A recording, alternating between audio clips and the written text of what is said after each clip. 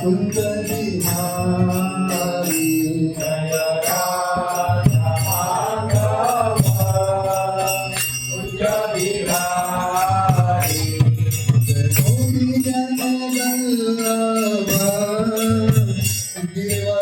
गिरिवरधारी जय गोपी जन वल्लभ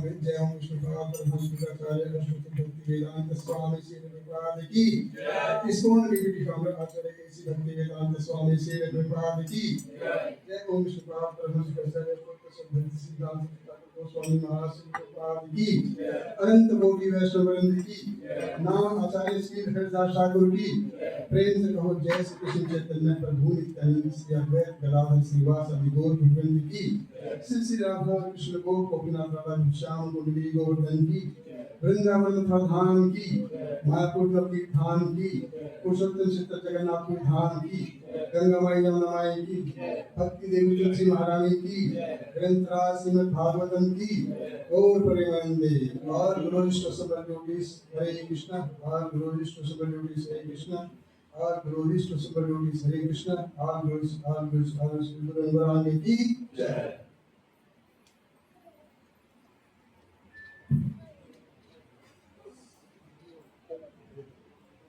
हरे कृष्ण। तो आज का भगवान की कृपा के लिए, प्रसन्नता के लिए और गुरु की प्रसन्नता के लिए और अपनी आत्म शुद्धि के लिए हम थोड़ा सा भगवत श्रीमद् भागवत में थोड़ा सा चर्चा करने का प्रयास करेंगे। तो उस प्रयास में हो सकता है कि हमसे थोड़ी कुछ गलती हो जाए, तो उस गलती हो जाए उसको क्षमा नहीं, आप उसको दंड दे सकते हैं गलती हो गई तो। और प्लस अगर किसी के हृदय को कुछ दुख पहुंचा उसके लिए क्षमा करें, एडवांस में पहले क्षमा। और सबसे पहले कि आप सभी भक्तों का भगवान का आशीर्वाद चाहिए। तो आशीर्वाद है, अगर आशीर्वाद है तो एक बार जोर से हरि नाम का उच्चारण कीजिए। हरे कृष्णा कृष्णा कृष्णा हरे हरे, हरे राम राम राम हरे हरे। कम पड़ गया थोड़ा सा, एक बार थोड़ा और जोर। हरे कृष्णा कृष्णा कृष्णा हरे हरे, हरे राम राम हरे हरे। बहुत धन्यवाद। तो भागवत की शुरू करने से पहले हम एक बार भगवान का ओम नमो भगवते वासुदेवाय, ओम नमो भगवते वासुदेवाय, ओम नमो भगवते वासुदेवाय, ओम नमो भगवते वासुदेवाय, ओम नमो भगवते वासुदेवाय ओम नमो भगवते वासुदेवाय नारायणं नमस्कृत्यं नारायणं नमस्कृतं नरं चैव नरोत्तमं नरं चैव नरोत्तमं देवीं सरस्वतीं व्यासं देवीं सरस्वतीं व्यासं ततो जयमुदीरयेत् ततो जयमुदीरये नष्टप्रायेषु अभद्रेषु नष्टप्रायेषु अभद्रेषु नित्यं भागवत सेवया नित्यं भागवत सेवया भगवते उत्तम श्लोके भगवते उत्तम श्लोके भक्तिर्भवति नैष्टिकी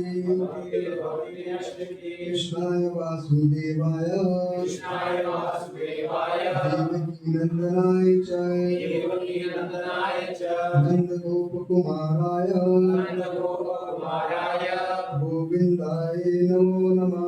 गोविन्दाय नमो नमः। हरे कृष्णा। तो जब मेरे को सेवा दी गई है तो मैं सोच रहा था किसके बारे में बोलूं। अभी अभी श्राद्ध होके निकले हैं तो मैं सोचा था श्राद्ध के बारे में बोलूं या फिर अभी अभी श्रीमती राधा रानी का आविर्भाव दिवस था फिर उसके बारे में बोले तो मुझे लगता है श्रीमती राधा रानी के बारे में हम थोड़ा सा बोलने का प्रयास करें। हालांकि योग्यता नहीं है, राधा रानी का जो तत्व है वो इतनी उच्च कोटि का है कि उसके हमारे जैसे की तो बात नहीं। तो इसीलिए परम पूज्य भक्ति आश्रम वैष्णव स्वामी महाराज का एक लेक्चर था लास्ट ईयर राधाष्टमी, तो उसी में से मैंने थोड़ा सा कुछ कॉपी करने की कोशिश करी और उसी को फिर थोड़ा सा हम दोहराने का प्रयास करें। तो श्रीमद् भागवतम एक्चुअल में राधा रानी के बारे में कहीं पे किसी शास्त्र में चर्चा नहीं, एक शास्त्र में उसका उल्लेख। तो श्रीमद् भागवत में भी एक श्लोक है जिसमें राधा रानी का नाम नहीं बोल सकते, उसको इनडायरेक्ट तौर पे वो उसके बारे में बताए। तो वो श्लोक के बारे में थोड़ा सा देखेंगे और उसके बाद उसके ऊपर थोड़ा सा, तो किसको याद है वो श्लोक कौन सा है? हमको भी नहीं पता था कि कौन सा श्लोक है, लेकिन जब लेक्चर में सुना तो हमको थोड़ा सा उसके बारे में पता चला कि वो श्लोक है कौन सा है जिसके बारे में सुखदेव गोस्वामी उसको बोलते हैं। हालांकि बोलते कैसे हैं, वो भी इनडायरेक्ट तौर से बोलते हैं, डायरेक्टली वो भी उसको नाम नहीं। देखिए कितना कैसा तत्व है राधा जी का, और हम कोई भी ऐसे राधे राधे ऐसे करते रहते हैं, इसका मतलब वो नहीं कि हम उसको समझ। तो राधा रानी को समझना इट्सेल्फ अपने आप में एक बड़ी बहुत ही मतलब राधा रानी की कृपा जब होगी तभी हम उसका नाम सही तरीके से ले पाते हैं। तो श्लोक को मैं एक बार रिपीट कर बोलेंगे तो आप कोशिश कीजिए कि उसके पीछे उसको बोलने का प्रयास करें। तो श्लोक है 10वें स्कंद में आता है, 10वें स्कंद के 30वें अध्याय का श्लोक है वो, तो 10.30.28 जिसमें सुखदेव गोस्वामी राधा रानी का इनडायरेक्ट तौर पे नाम लेते हैं, उसके बारे में तो मेरे पीछे रिपीट कीजिएगा। अन्या आराधित नूनम भगवान ईश्वर हरि यत्न विहाय गोविंदाय प्रीतो याम अन्यतरः अन्या आराधित नूनम भगवान हरि ईश्वर यत्न विहाय गोविंद प्रीतो याम अन्यतरः अन्य आराधितानूनम भगवान हरि ईश्वर यत्न विहाय गोविंद प्रीतो याम अन्यतरः। किसी का श्लोक निकला है इसमें, तो रिपीट करेंगे गुरु जी। अन्या आराधितानूनम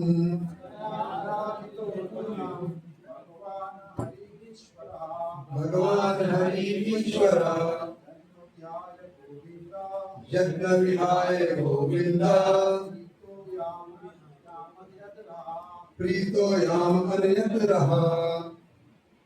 तो प्रभुपाद जी जैसे लिखते हैं, इस विशिष्ट गोपी ने निश्चित ही सर्वशक्तिमान भगवान गोविंद की पूर्ण रूप से पूजा की होगी, क्योंकि वे उससे इतने प्रसन्न हो गए कि उन्होंने हम सबको छोड़ दिया और उसे एकांत स्थान में ले गए।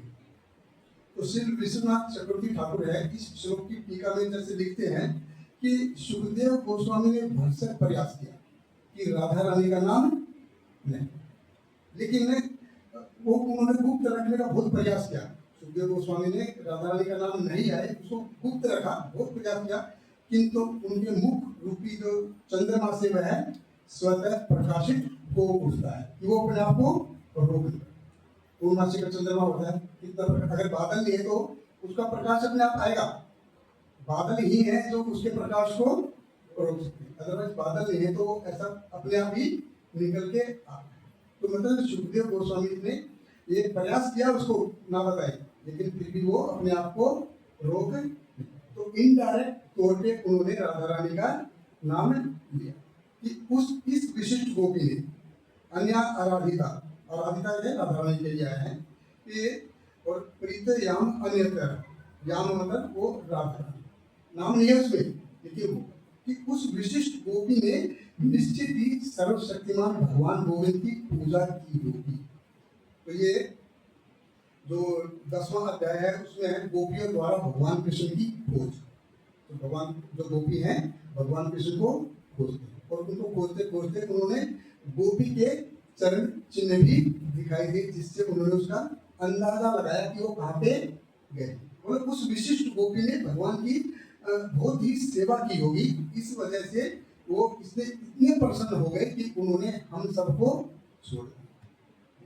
तो उज्ज्वल नीलमणि में वर्णन आता है कि इनका विश्वनाथ चक्रवर्ती ठाकुर की जो उज्ज्वल नीलमणि उसमें बताते कि वो कैसे देखा उन्होंने, वो कैसे देखा कि उसमें उनके पद चिन्ह देखे। तो राधा रानी के जो पैर हैं उनमें अलग अलग निशान, बाएं पैर में 11 प्रकार के चिन्ह हैं और दाहिने पैर में 19 प्रकार के चिन्ह। जब ये उज्ज्वल नीलमणि को हम पढ़ते हैं तो उसमें उनका पता चलता है कि कौन से कैसे कैसे निशान है। जैसे बाएं पैर में कंगन का निशान है, कमल का निशान है और लता का निशान है, फूल का निशान है, चिन्ह है, अंकुश है, अर्धचंद्र है, ऐसे करके 11 प्रकार के अलग अलग निशान। और दाहिने पैर में 19 हैं जो कि उनमें पैरों में चिन्ह होते हैं। शंख है, माला है, यज्ञ वेदी है, कुंडल है, फिर से माला है, पर्वत है, रथ है, ऐसे करके 19 चिन्ह हैं और बाएं पैर में है 11 चिन्ह। तो ऐसे करके 30 चिन्ह हैं जिनसे अति गोपी ने कैसे देखा, उन चिन्हों से उन्होंने पहचाना कि ये उधर गए, ये वो गोपी अभी गायब है, बाकी सब हैं, लेकिन श्रीमती राधा रानी नहीं। तो उसके बारे में इनडायरेक्ट तौर से बता। और चैतन्य चरितमृत में जैसे बताते हैं कि उसमें भगवान चैतन्य के प्राकट्य के जो गुह्य कारण है, एक तो बाह्य कारण होता है, एक आंतरिक कारण, तो उसमें भी आता है इसका वर्णन। तो उसमें बहुत सुंदर, असल में वो पूरा अध्याय ही ऐसा है राधा रानी के ऊपर है। तो उसमें एक श्लोक आता है, गोविंद नंदिनी राधा गोविंद मोहिनी, गोविंद सर्वस्व सर्वकांता शिरोमणि। तो ये जो श्लोक था पहले वाला श्लोक है, ये चैतन्य चरितमृत में भी कोट किया है और श्रीमद् भागवतम में भी है। और ये गोविंद नंदिनी राधा गोविंद मोहिनी, गोविंद सर्वस्व गोविंद सर्वकांता शिरोमणि, तो ये है चैतन्य चरितमृत का श्लोक। अब गोविंद नंदिनी राधा चैतन्य चरितमृत आदि लीला में आता है 4.82। तो गोविंद नंदिनी राधा यानी राधा रानी कौन है, गोविंद को आनंद देने वाली, गोविंद को आनंद देने वाली।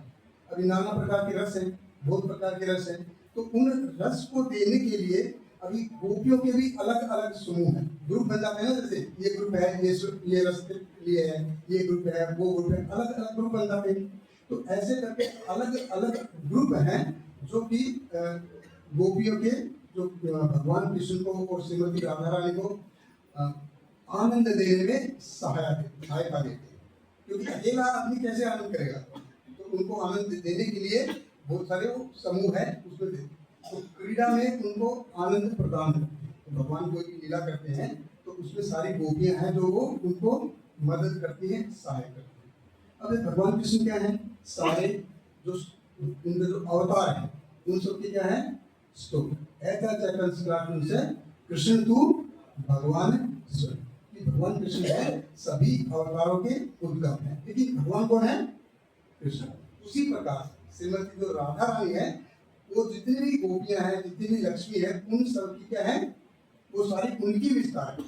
तो श्रीमती राधा रानी के सारे विस्तार हैं, और जो उसको सुख को संपादन करने, यानी गोविंद नंदिनी। तो राधा रानी कौन है, भगवान को, गोविंद को आनंद देने, गोविंद मोहिनी। गोविंद मोहिनी यानी कि गोविंद को भी मोहने वाले। अब हम किसी को कैसे मोहते हैं, रूप से मोहेंगे, गुण से मोहेंगे, सौंदर्य से मोहेंगे, माधुर्य से मोहेंगे, हमारे जो अलग अलग चीजें हैं उनसे हम किसी को मोहते हैं। तो ऐसे ही अपने रूप से, अपने गुण से, अपने सौंदर्य से, अपने माधुर्य से वो भगवान कृष्ण को मोहित कर।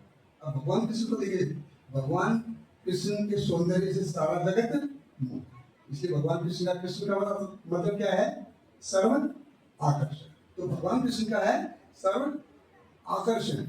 अभी सर्व आकर्षण को भी वो मोहित करते हैं। तो देखिए कितनी मतलब कितना उच्च लेवल होगा, जिसको जो सारा जगत जो उसको मोह लेता है और उसको वो मोह लेता है। वो होता है ना कि जो हमारा जो बेस्ट प्लेयर है उससे आपको लड़ाई करनी है। कितने सारे हैं लड़ाई करने के लिए, कुश्ती है, कितने सारे हैं जो फाइनल में जीतेगा ना, उससे आपको लड़े, तो उसको वो हरा, उसको हराना है कि उसको वो मोहित कर देती है, उसको आकर्षक। तो गोविंद नंदिनी राधा, गोविंद मोह, गोविंद सर्वस्व। अब गोविंद का सर्वस्व, गोविंद का, भगवान कृष्ण का सब कुछ है। भगवान कृष्ण की जितनी संपत्ति है उसके तुल्य है। देखिए हमारे पास कितनी संपत्ति है, कुछ चल संपत्ति होगी, कुछ अचल संपत्ति, एक दो फ्लैट इधर होगा, कोई दो करोड़ होगा, दो होगा, कोई और ज्यादा बड़ा है तो उसका थोड़ा सा कुछ फैक्ट्री होगी, कुछ और है, कुछ और है, तो इतना ही उसका ऐसा होगा। लेकिन कहीं से जैसे हमारी पेमेंट है और कहीं से हमको थोड़ा सा एक्स्ट्रा मिल जाए तो कितनी खुशी होती है हमको।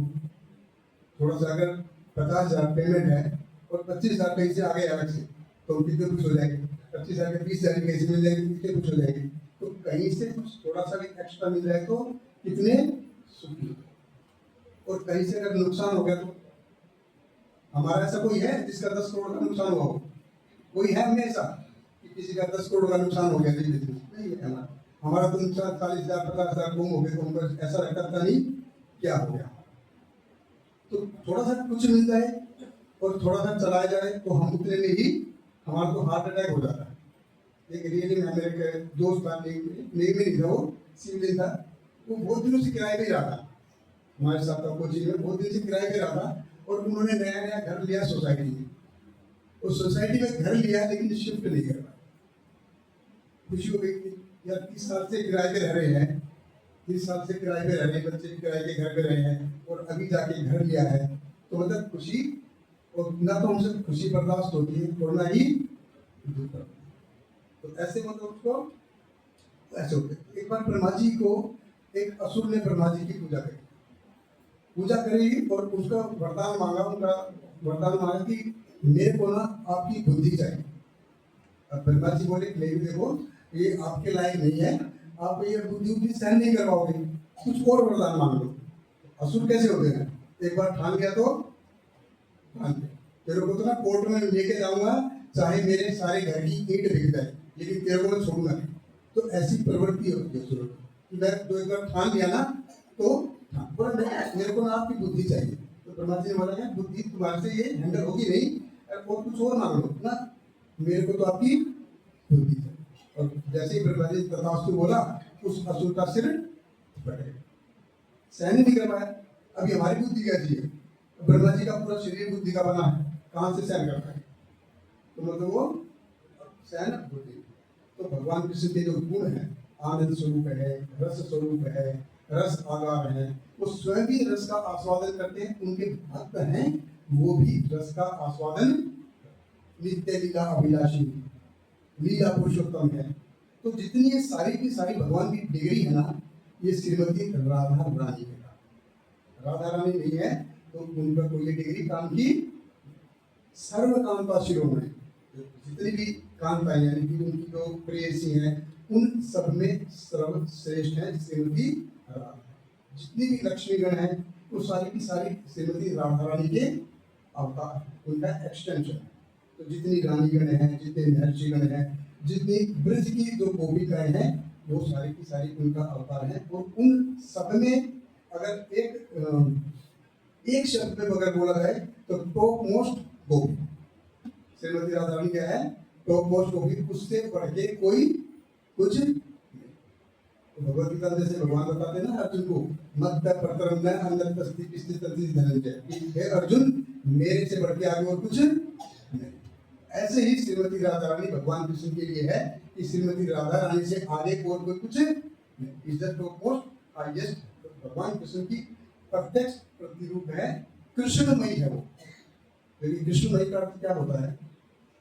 कृष्णमयी हो जाना यानी कि अंदर से बाहर से हर जगह से वो कृष्ण, पूरा पूरा कृष्णमयी होता ना। जैसे कोई होली के लिए आएगा, पूरा का पूरा कलर पूरा ऊपर सिर से नीचे तक पूरा का पूरा वो होली में गुलाल में पूरा का पूरा डूब जाता। ऐसे कृष्णमयी राधा रानी क्या है? उनको भगवान कृष्ण के अलावा और कुछ अंदर सोचती है कृष्ण के बारे में, बोलती कृष्ण के बारे में, देखती कृष्ण, सब कुछ है कृष्णमयी। तो मतलब सर्वलक्ष्मी है। तो राधा रानी टॉप मोस्ट गोपी। तो राधा रानी ये इस धरती की नहीं है। ये कोई सोचे कि इस धरती की है, राधा रानी इस धरती की नहीं, क्योंकि इस धरती पे राधा रानी के रहने लायक कुछ है नहीं, इसलिए वो साथ में धाम भी लेकर। तो जब भगवान कृष्ण आने लगे तो राधा रानी बोली कि हमारी यमुना नहीं है, मैं क्या करूंगी जाके, गोवर्धन नहीं है, कैसे जाएंगे हम।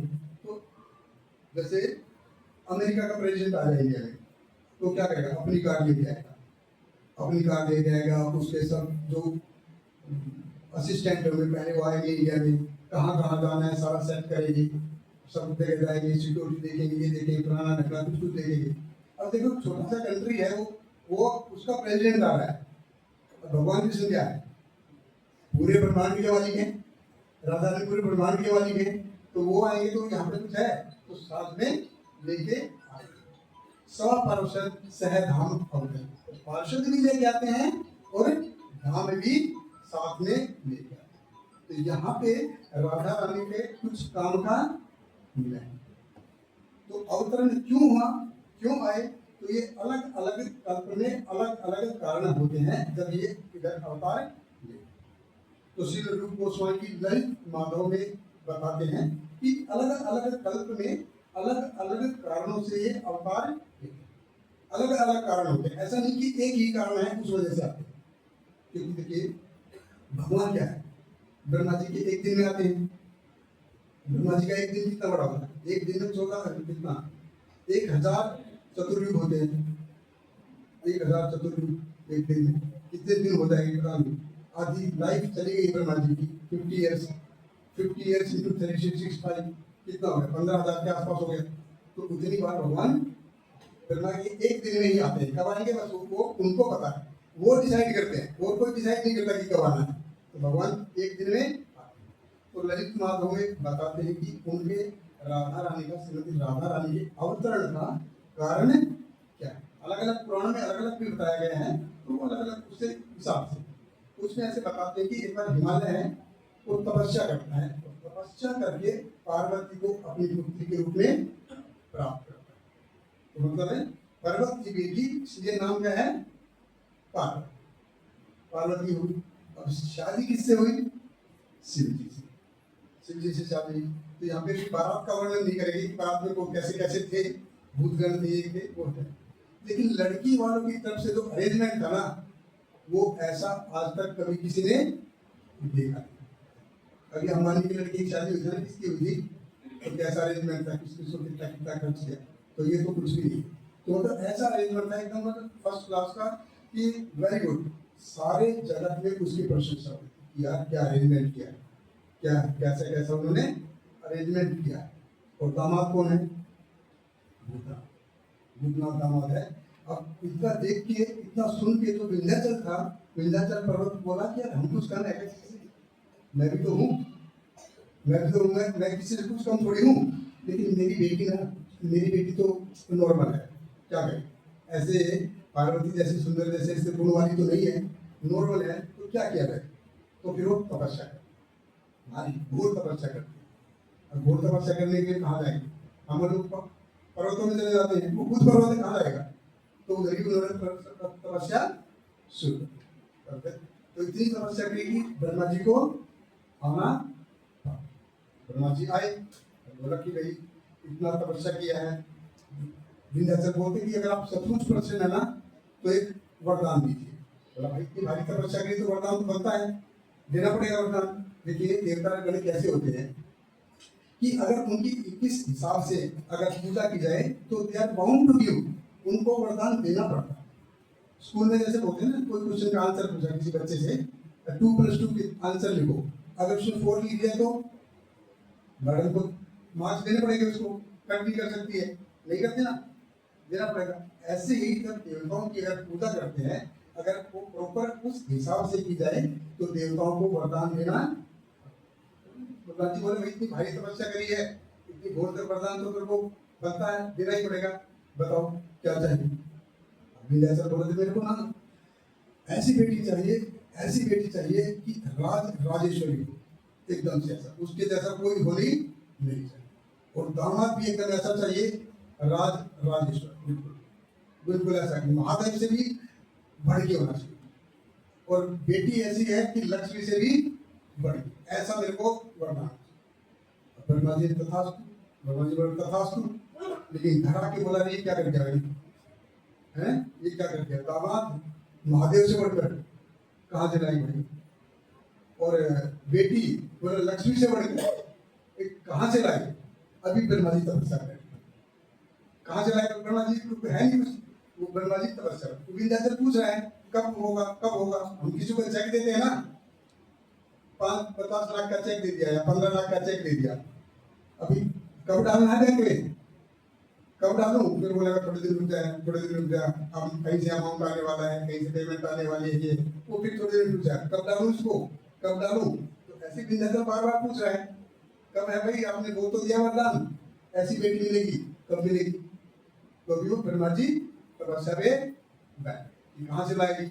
अभी महालक्ष्मी से बढ़ के कौन हो सकती है, तो गोकुलेश्वरी हो सकती है। ये ब्रह्मा जी ने सुना था, खाली देखा नहीं था, ऐसा नहीं कि ब्रह्मा जी ने उनको देखा नहीं, उन्होंने खाली सुना था कि गोकुलेश्वरी से बढ़ के कोई कुछ भी है नहीं, तो इसलिए तपस्या के अलावा और कोई चारा है, तपस्या शुरू कर दी। राजी हो जाए तब की बात अलग है, मान जाए तब बात अलग, हालांकि तपस्या तो फिर भी करनी। अब घोर तपस्या शुरू कर दी तो गोकुलेश्वरी थोड़ी सी प्रसन्न प्रकट होगी, बोली क्या चाहिए, तो आपको धरती में जाना पड़ेगा। क्यों जाऊँ धरती में, अरे भगवान के कृष्ण के अलावा कहीं जाती नहीं, मैं कहीं अकेली कहीं जाती नहीं, कृष्ण है तो मैं जाऊंगी, नहीं तो मैं कहीं। अब सेकंड फेज तपस्या है, पहले तपस्या किसके लिए की, राधा रानी के लिए प्रसन्न करने के लिए, वो मुझसे बात बन गई। अभी भगवान कृष्ण को प्रसन्न करने के लिए सेकंड फेज की तपस्या। तो ये क्योंकि राजी करना पड़ेगा ना भगवान कृष्ण को जाने के लिए, क्योंकि राधा रानी के लिए जाएगी नहीं, अब भगवान कृष्ण को भी राजी करना पड़ेगा। तो फिर भगवान की कृष्ण की तपस्या, तो भगवान कृष्ण भी आ गए, बड़े तपस्या क्यों कर रहा है, ये तपस्या क्यों, विंध्याचल आपको ना धरती पे जाना पड़ेगा। क्यों जाना पड़ेगा भाई, पर आप जाओगे तो राधा रानी जाएगी ना, पर आपको मतलब से कुछ राधिका को ना ये विंध्या पर्वत की बेटी बन के जन्म लेना, बस और कुछ करना नहीं है, बाकी और कोई टेंशन नहीं, बस उसको खाली जाना है और विंध्याचल की पर्वत की बेटी बन, और कुछ उसको करना नहीं है। देखो मैं वरदान देके ना फंस गया हूँ, मेरे को बस कृपा मेरी लाज रख लीजिए, मैं इसके अलावा मेरे पास और कोई चारा नहीं, अभी इतना क्रिकेट आए, इतना ये किया, उतना हो गया। अभी देखिए, अभी जब ब्रह्मा ने वरदान दिया तो क्या क्या स्थिति थी, देना पड़ेगा वरदान, they are bound to give, देवता लोग हैं, they are bound to give, अगर उस हिसाब से अगर पूजा की जाएगी तो उनको वरदान देना पड़ेगा। यहाँ ब्रह्मा जी क्या कह रहे हैं, कृपा मेरी लाज रख लीजिए, कि वरदान देके ना फंस गया हूँ, अब थोड़ा सा मेरा तब जाके भगवान राजी हुए। भगवान राजी हुए, राधा रानी थी, तब फिर आने की प्रक्रिया शुरू। आने की प्रक्रिया विद्या पर्वती पत्नी है, गर्भवती हुई, लेकिन राधा रानी की नित्य माँ कौन है? कीर्तिदा है, और पिताजी कौन है? वृषभानु। अब ये कैसे हो? नित्य माँ को कृत्य दे है और पिताजी वृषभानु है परमानेंट, कैसे हो गए? तो दो बेटी, तो महाराज वृषभानु 5 भाई हैं, तो इनका जो चंद्रभानु है वो इनका एक भाई है, तो दो बेटी हुई, एक चंद्रभानु की और एक वृषभानु। तो राधा रानी वृषभानु की और चंद्रावली चंद्रभानु, ऐसे करके, और दोनों की दोनों एक साथ में विद्या पर्वत की कन्या बन के, अब एक साथ दो, मांगी कितनी थी? एक, मिल गई कितनी? तो क्या होगा? और ज्यादा खुशी होगी ना। अभी हमने मांगा कितना था? मेरे को सिर्फ एक चाहिए, और एक के साथ एक और मिल जाए तो एक के साथ एक फ्री, ऐसा दो आ गई तो और भी बहुत खुश हुआ, और बहुत बड़ा फेस्टिवल का आयोजन, बहुत बड़ा फेस्टिवल। आजकल तो हमारे छोटो ऐसा वाला फेस्टिवल ही बहुत बड़ा फेस्टिवल। अभी उसी समय पैरेलल में क्या हो रहा है? मथुरा में, पैरेलल में क्या हो रहा है? मथुरा में कंस ने 7 को मार दिया, 7 को मार दिया, लीग मैच खत्म, क्वार्टर फाइनल हो गया, सेमीफाइनल निपटा दिया, अब फाइनल का उनको इंतजार, फाइनल का इंतजार है। और 8वां जो फाइनल था रातों रात चेंज हो गया, उसको पता ही नहीं चला। बाद में पता चला तो बोला तो डुप्लीकेट है, कोई बात नहीं, मार देते, मारना यही तो उनका काम था, मारने तो है ही, डुप्लीकेट हो गया तो क्या हो गया, उसको भी मार देते हैं। धोबी पर छाप, कौन से दाव से मारता था? धोबी पर छाप, तो बच्चे के पैर पकड़ता था और पीछे से सुमा के ऐसे करके तारी को कर देता था। जैसे उसको उठाया, दाव लगाया, लड़की हाथों से फिसल गई एकदम से, अष्टभुजा देवी। और कंस तो चंडी का पाठ करके आया था, देखा अरे उनकी अष्ट देवी है, एकदम से मां प्रणाम नमस्ते, देख के कांपने लग गया, मां आप मूर्ख। अब कंस डर गया कि डांट भी रही है ऊपर से, अभी सुबह सुबह चंडी का पाठ पूजा करके आया हूँ, ऊपर से मेरे को मूर्ख भी बोल रही है, तो कुछ तो कमी रह गई। क्या हो गया? क्या हो गया? मूर्ख मारने वाला तो पैदा हो गया, अब बहन को क्यों तो तंग कर रहा है? तो बोला कि कहाँ हो गया? लोकेशन दी, नो लोकेशन, एड्रेस नहीं मिलेगा, लेकिन क्योंकि तू मेरा भक्त है, मेरी पूजा करता है, चलो तेरे को एक बात बता दी, एक बात तेरे को मैं बता, मेरी पूजा करता ना, तेरे बता। तो उनके साथ ना अष्टमहाशक्ति है, अष्टमहाशक्ति प्रकट हुई है। कहाँ प्रकट हुई है इसके बारे में लोकेशन दी, लोकेशन तेरे को मिली, लेकिन उस अष्टमहाशक्ति में 2 लड़की ऐसी है ना, अगर कोई उनसे शादी कर लेगा ना तो संसार में एक क्षत्रिय सम्राट ऐसा हो जाएगा, ब्रह्मा विष्णु महेश उसकी टक्कर देंगे एकदम से, उनसे भी वो कोई नहीं है टक्कर देंगे। तो ऐसा करके हो जाएगा अगर उन दोनों लड़कियों में से अगर किसी से शादी करते तो बोलता है ये नहीं ऐसा है क्या?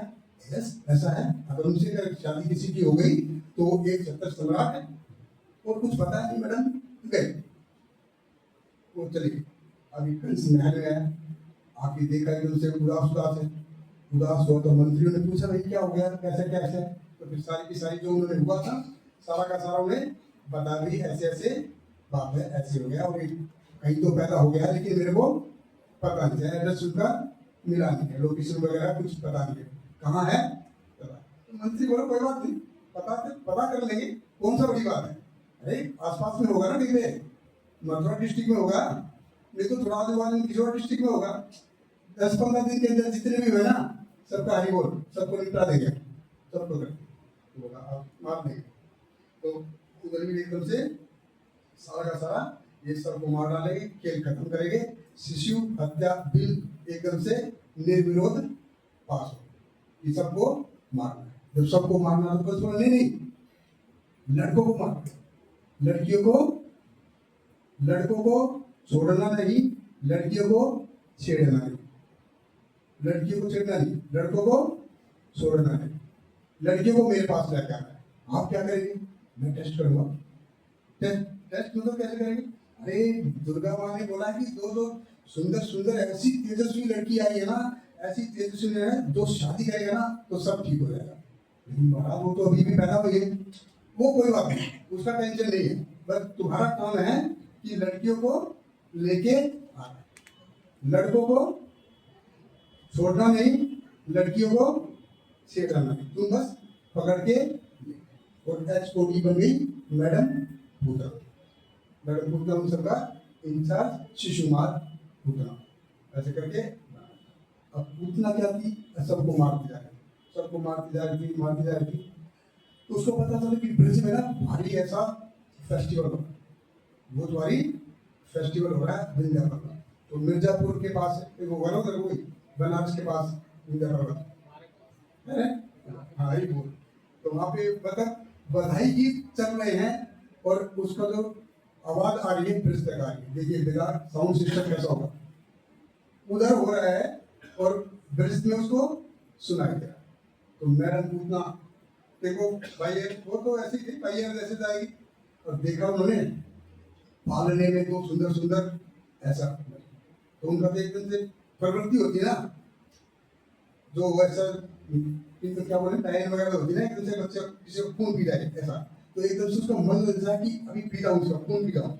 लेकिन कंस किया था खबरदार, मतलब लड़की को छेड़ना नहीं है, लड़कों को छोड़ना है। गवर्नमेंट ऑर्डर है भाई, उसी के अनुसार मेरे को चलना है। अगर अपनी मनमानी करूंगी तो गड़बड़ हो जाएगी। तो कंस की याद है, सारे के सारे क्या है, गीत वीत गा रहे हैं, गीत चल रहा है, पूरा बड़ा भारी फंक्शन हो रहा है। तो सब गीतों में व्यस्त हैं, दोनों को उठाया और टेको सीधा आकाश में चली। अब इतना भारी मतलब फेस्टिवल था कि मतलब बच्चों को ज्यादा किसी खबर नहीं, सब अपना खाने पीने में, नाचने गाने में, इसमें सारे के सारे बिजी थे। और दोनों बेटी गायब, दोनों बेटी आजकल तो शादी में गायब होती, मतलब छठी में कैसे गायब होगी भाई, छठी में गायब हो गई, कैसे हो गए? पालना खाली देखा तो चीख पुकार, कहाँ गई, कौन ले गया, किसने देखा क्या, उसने देखा क्या, किसने कोई, तो पूरे पिंडे को कोई चुड़ैल आई। ये काम ना किसी चुड़ैल का हो सकता है। अब ये काम करते हैं, अभी कन्या हरण शत्रु मारने का ऐसा वो करेंगे, यज्ञ करेंगे, ऐसा मंत्र बोलेंगे कि बस आप तैयारी करो, यज्ञ करो, वो मंत्र बोलेंगे तो जिसने भी लिया ना वो छोड़ दे, अदरवाइज वो मर जाएगा। तो ऐसा हम मंत्र पढ़ेंगे। तैयारी हो गई मंत्र पढ़ने की, यज्ञ हुआ, ये हुआ, वो हुआ, और जैसे ही मतलब यज्ञ करके आहुति दी, मंत्र पढ़ा, जैसे ही आहुति दी, बड़े बड़े पुरोहितों ने मंत्र पढ़ना शुरू किया, तो एकदम से पूतना को 105 डिग्री बुखार, तबियत एकदम से उसकी खराब। तो मंत्र शक्ति से मतलब तबियत उसकी ढीली हुई, उसको लगा कि यार छोड़ दूं, तबियत खराब हो गई तो कैसे लेके जाएंगे बच्चों को, छोड़ दूं। लेकिन कंस का आदेश था भाई लेके आना। तो इतनी सुंदर लड़की थी, बोली क्या करूंगी, छोड़ूं के लेके जाऊं, छोड़ूं के लेके जाऊं, चल नहीं पा रही है, तबियत खराब होगी, छोड़ दूं, लेकिन लेके जाना है, कंस का आदेश है, क्या करें? तो क्या करते हो, एक को वो छोड़ देती, तो एक को छोड़ देती हूँ, थोड़ा सा बोझ थोड़ा सा कम, एक को छोड़ देती, एक गिरी भीष्म, विदर्भ में भीष्म, तो वहाँ पे आकाश कन्या जामवंत में गुजरात में, फिर उसने उसको चंद्रभानु को दे दिया। अब दूसरी को संभाल, अब कितनी देर तक संभाल पाएगी, दूसरी को भी संभाल पाएगी, क्योंकि मंत्र में इतनी शक्ति, उसकी तबीयत को लगा कि खुद ही मर जाएगी, क्योंकि उसको छोड़ दिया। तो जाके गिरी ब्रज में गिरी, तो पूर्णमासी ने उठा के मुंबरा को दे दिया कि आपके बेटी और दामाद को बच्चा नहीं है। इस प्रकार से उनकी बेटी तो चंद्रावली बनी चंद्रभानु की, और राधा रानी बनी वृष, ऐसे करके दोनों ये। तो एक छोटा सा देखेंगे हम, तो नारद मुनि जैसे एक बार इंटरनेशनल टूरिस्ट है नारद मुनि तो कहीं भी जा सकते हैं, उनके लिए कोई वीजा पासपोर्ट ये सब ऐसा कुछ नहीं, नारद मुनि सह शरीर कहीं भी जा सकते। तो एक बार वो बैकुंठ में गए, तो भगवान की लीला स्थली में उधर गए, देखा है सब कुछ खाली है, सब पेड़ पौधे सब ऐसे मुरझा गए हैं, सब का रंग उतरा है, कोई दिखाई नहीं दे रहा, क्या बात अभी कहाँ गए, ना भगवान है ना भगवान की पार्टी के लोग, कोई नहीं है उधर। तो फिर ध्यान लगाया, ध्यान में देखा कि पूरे स्टाफ के साथ व्यक्ति गया है। तो नारद मुनि भी तुरंत लोकेशन पता कर ली, कहाँ पर है, लोकेशन पता करके सीधा नंद ब्रज में नंद के घर, वहां पे उत्सव चल रहा, बड़ा भारी उत्सव चल रहा। भगवान को पालने में देखा, वो समझ गए कोई यही है जिसको मैं ढूंढ रहा था, यही है मेरे ईश्वर। तो जैसा रूप था, जैसी छटा थी, जैसे उनके बाल थे, बस ऐसा था कि सब लोग भगवान को देख के मतलब ऐसे आनंदित हो रहे थे कि उसका रूप ऐसा है। तो इसीलिए बोला है भगवान कृष्ण को सर्व आदर्श, हर कोई भगवान की तरफ खिंचा चला। तो नारद जी देखते ही समझ गए भाई यही है। फिर दर्शन करके उन्होंने भी उसका परम आनंद लिया, स्तुति करी, भगवान की स्तुति करी, भगवान का प्रार्थना की और नंद महाराज को अलग से बुलाया, अलग से उनको कोने में लेके गए और उनको जैसे खान में बताते हैं ना कुछ स्पेशल, बोला कि दुनिया में सब छोड़ो है, तुम सब भूल जाओ, अपना पोस्ट है, पोजीशन है, क्योंकि नंद महाराज क्या थे, मुखिया टाइप मिला होते थे। हाँ, बोला अपना पोस्ट है, पोजीशन है, सबको छोड़ दो, सिर्फ इसी लड़के से प्रेम करो, बाकी सब कुछ भूल जाओ, नौकरी ज्ञान ये ध्यान तुम सब छोड़ दो, बस इसका पालन पोषण करो। इसका पालन पोषण कर लिया तो सारा सब कुछ इसी में, इसको आप देखो, बाकी सब कुछ तुम इसमें छोड़। तो ऐसे करके ये ज्ञान दिया।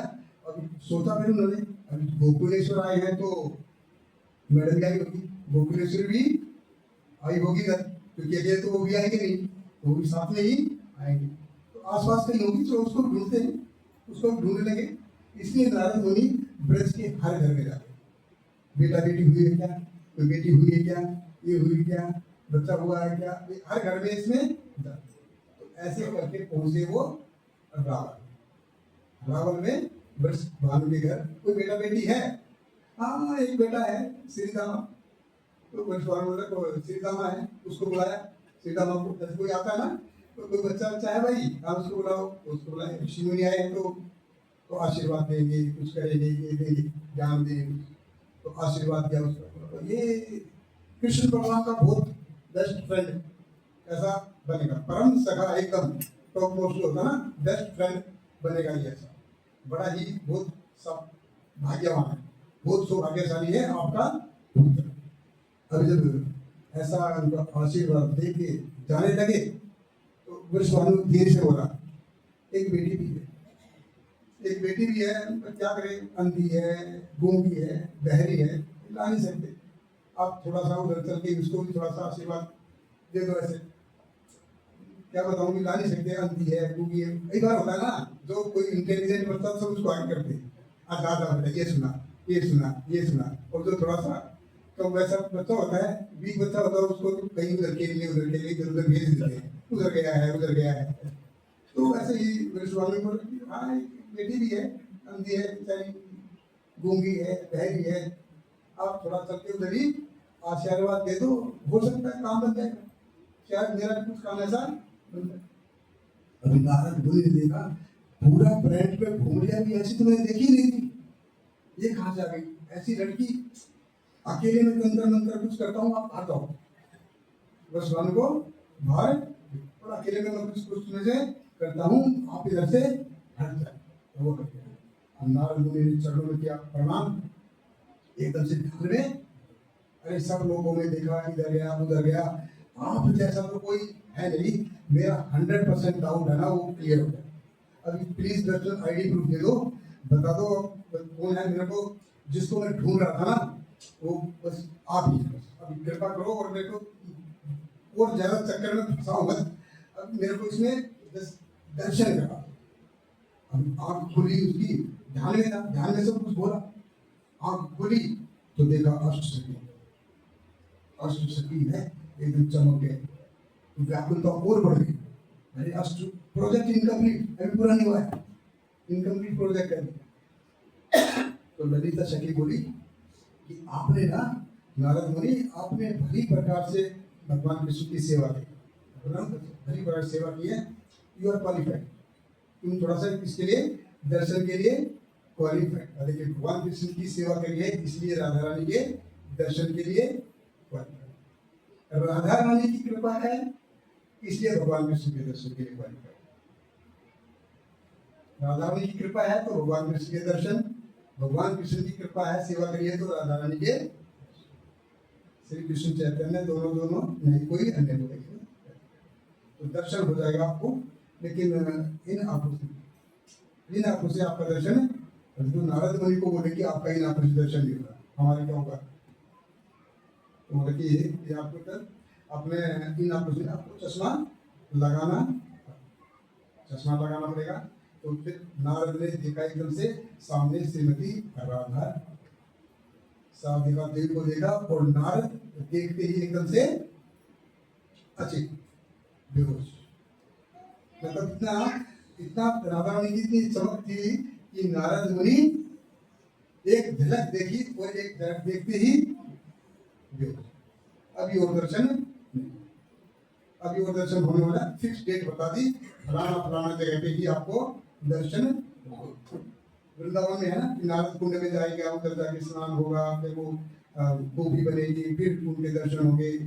तो ऐसा फिक्स डेट बता दी कि फलाना जगह पे उस दिन आपको दर्शन हो सकता है, ये आपको करना पड़ा। तो ऐसा करके मतलब बाहर निकले,